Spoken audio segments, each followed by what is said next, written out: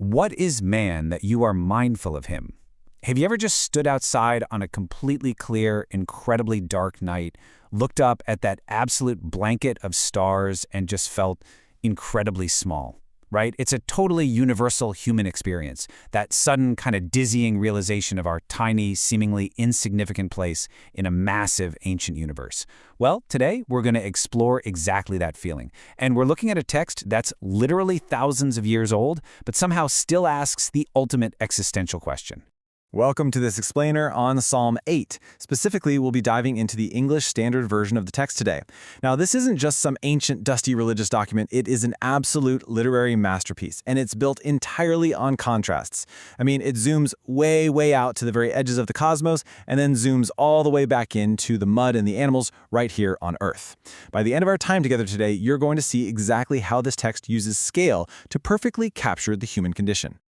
Section 1. A musical masterpiece. So to really get the cosmic elements here, we first have to understand how this piece of literature was actually meant to be consumed by its original audience. Right at the very beginning of the text, before verse 1 even starts, we get this really fascinating introductory metadata. It reads, "To the choir master, according to the Gittith, a psalm of David." Now what's super interesting here is the footnote defining the Gittith. The source tells us this is probably a musical or liturgical term. This is a huge clue for us. It completely anchors this text as a song. It was meant for active, probably public, musical performance. You were supposed to hear it and feel it, not just read it silently in a library. We can actually see this musicality baked right into the layout. Just notice the indentation. Look at how the lines are grouped together. The verse numbers sit over on the left, sure, but the text drops down and indents inward to create these distinct stanzas. That explicitly tells us we're reading carefully crafted poetry here, not standard prose. The author is literally using structure, rhythm, and spacing to pace our breathing and focus our attention on very specific ideas. Section 2. The Cosmic Scale. With that poetic framework in mind, the text just completely shifts our focus off of ourselves and hurls us right into the terrifying vastness of the universe. In verse 1, right after this initial declaration of God's majesty on earth, the author immediately pivots upward, saying, "You have set your glory above the heavens." I mean, just think about the scale there for a second. The heavens alone represent the absolute limits of human sight and comprehension, right? Yet the text establishes a cosmic perspective that goes above even that. It sets an incredibly massive, awe-inspiring tone right from the jump. And this brings us to our very first brilliant contrast. On one side, we've got the ultimate symbols of massive cosmic power, the heavens, the moon, and the stars. The text literally calls these things the work of your fingers, which you've set in place. But then, look at what the text pairs this with in verse 2. Babies and infants. I mean, wow. From the vast, unmoving stars to the absolute smallest, most vulnerable human life imaginable. And the irony here is just stunning. The text says it's out of the mouths of these helpless babies and infants that strength is established to still the enemy and the avenger. The author is deliberately playing the terrifying scale of the universe right against the profound, surprising power found in ultimate earthly weakness. Section 3. The human paradox. That aggressive contrast leads us straight into the central existential crisis, sitting right in the middle of the text. The crucial point hits in verses 3 and 4. The author writes, "When I look at your heavens, the work of your fingers, the moon and the stars which you have set in place, what is man that you are mindful of him, and the son of man that you care for him?" Just put yourself in the author's shoes for a minute. You're looking up at a sky filled with glowing celestial bodies, operating on a scale so vast it totally defies math. And compared to that, a human life is just a speck of dust that vanishes in a second. So why would the architect of the stars care about a speck of dust? It is literally the ultimate paradox of human existence. We're smart enough to recognize the vastness of the universe, which, ironically, only serves to show us how totally irrelevant we seem to be within it. But hey, the text doesn't just leave us in despair, it actually answers the question in verse 5, and it introduces this really fascinating translation nuance while doing it. The English Standard Version text reads, "Yet you have made him a little lower than the heavenly beings." But check out the footnote provided in the source.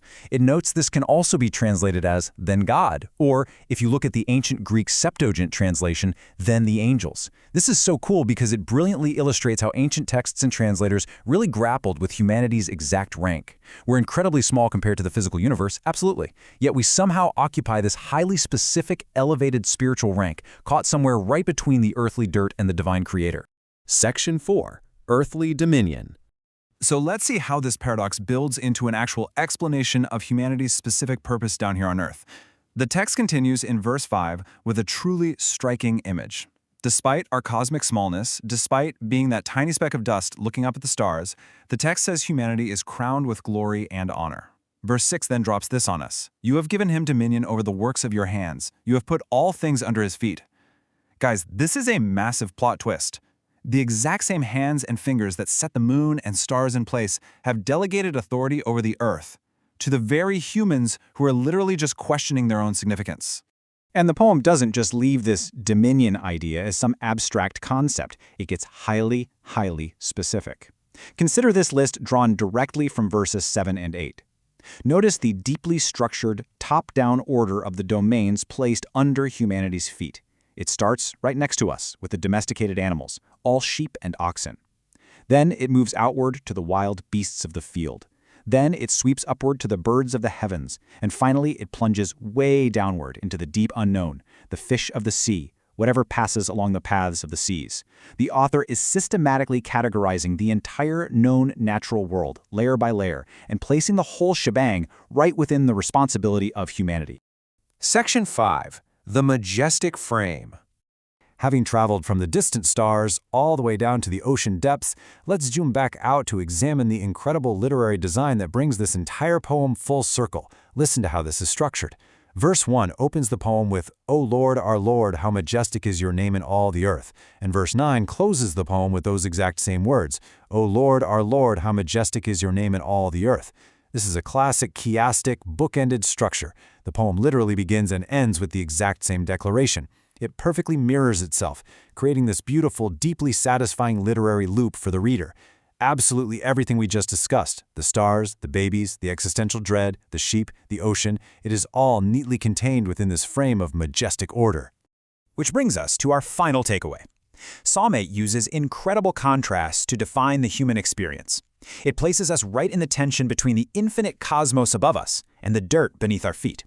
We're small enough to be terrified by the night sky, but somehow significant enough to be crowned with the responsibility of the natural world. So as we wrap up this explainer today, I want to leave you with one final provocative thought. Knowing your exact place in this grand structure, suspended exactly between the stars above and the sea below, what are you and what are you going to do with the dominion you've been given?